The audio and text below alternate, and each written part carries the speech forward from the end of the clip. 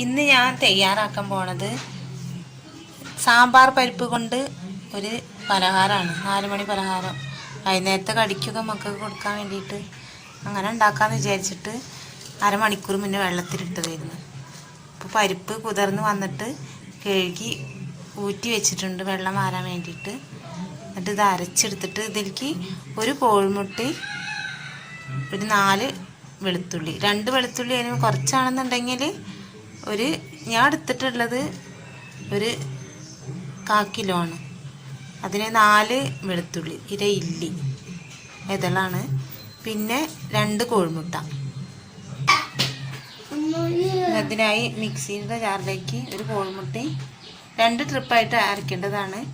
അപ്പോൾ ഇപ്പോൾ ഒരു കോഴിമുട്ടി, പരിപ്പും 4 വെളുത്തുള്ളിയുടെ ഇലിയും അരച്ചെടുത്തിട്ട് വരാം.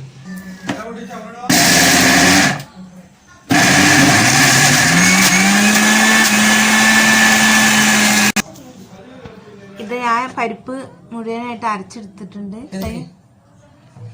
വെളുത്തുള്ളിയും മുട്ടയും ചേർത്തിട്ട് പരിപ്പ് അരച്ചെടുത്തതാണിത്. വെള്ളം ചേർക്കരുത് തീരെ. ഈ മുട്ടയുടെ വെള്ളം കൊണ്ട് തന്നെ അരച്ചെടുക്കണത്. പിന്നെ അതിന് ശേഷം ഇത് ചേർക്കാനുള്ളത് ഈ അരച്ച മാവിലേക്ക് കുറച്ച് ചപ്പ്, കുറച്ച് വെളുത്തുള്ളി, ഇത് പച്ചമുളക് കിട്ടോ. വെളുത്തുള്ളി ആദ്യം നമ്മൾ ചേർത്തുണ്ടായിരുന്നല്ലോ. പിന്നെ ഇഞ്ചി, കുറച്ച് ഇഞ്ചി, പിന്നെ വേപ്പില. പിന്നെ ചേർക്കേണ്ടത് കുറച്ച് കടലപ്പൊടി കേട്ടോ. ഇത് മതി, ഇത്ര മതി കടലപ്പൊടി. പിന്നെ ചേർക്കേണ്ടത് ഇതാ അരിപ്പൊടി ഇതാ, ഇത്ര മതി. പിന്നെ കുറച്ച് ഉപ്പിട്ട് കൊടുക്കണം. ഇത്ര വേണം. നല്ല ടേസ്റ്റാണ് ഇത് കഴിക്കാൻ. നിങ്ങൾ ഇതേപോലെ ഉണ്ടാക്കി നോക്കിയിട്ട് എങ്ങനെ അഭിപ്രായമൊക്കെ നിങ്ങൾക്കെല്ലാം അറിയുള്ളൂ. ഇപ്പം ഓരോരുത്തർക്കും ഓരോരോ ടേസ്റ്റ് ആവില്ലേ. ഒരു കളറിന് വേണ്ടിയിട്ടാണ്. കാശ്മീരി മുളക് പൊടി ആണെങ്കിലും കുഴപ്പമില്ല, സാധാ എരിവ് കുറഞ്ഞ മുളക് പൊടി ആണെങ്കിലും കുഴപ്പമില്ല. ഇത് ഞാൻ എരിവ് കുറഞ്ഞ മുളക് പൊടിയാണ്, ഒരു കളറിന് വേണ്ടിയിട്ട്.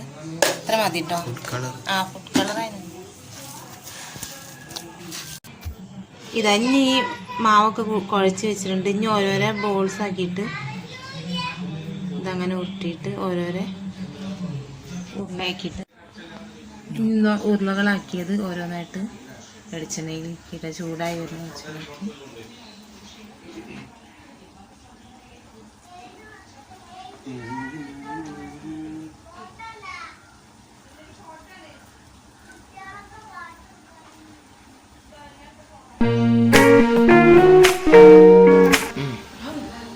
എന്താണ് ഇത് റെഡി ആവാനായി തുടങ്ങിയിരിക്കുന്നു.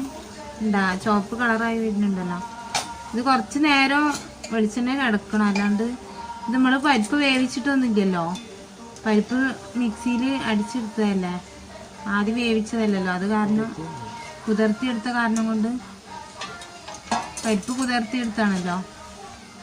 നല്ല വെന്തോട്ടല്ലെങ്കിൽ ഗ്യാസ് ഇതായിട്ട് കാണാത്ത ബോൾസ് ഉണ്ടാക്കിയിട്ടുണ്ട്. ഇനി വേറൊരു ഷേപ്പിൽ പരിപ്പ് വടയുടെ ഷേപ്പിൽ ഉണ്ടാക്കി വെക്കാം. ഇന്നിതാ പലഹാരമൊക്കെ റെഡി ആയിട്ടുണ്ട്.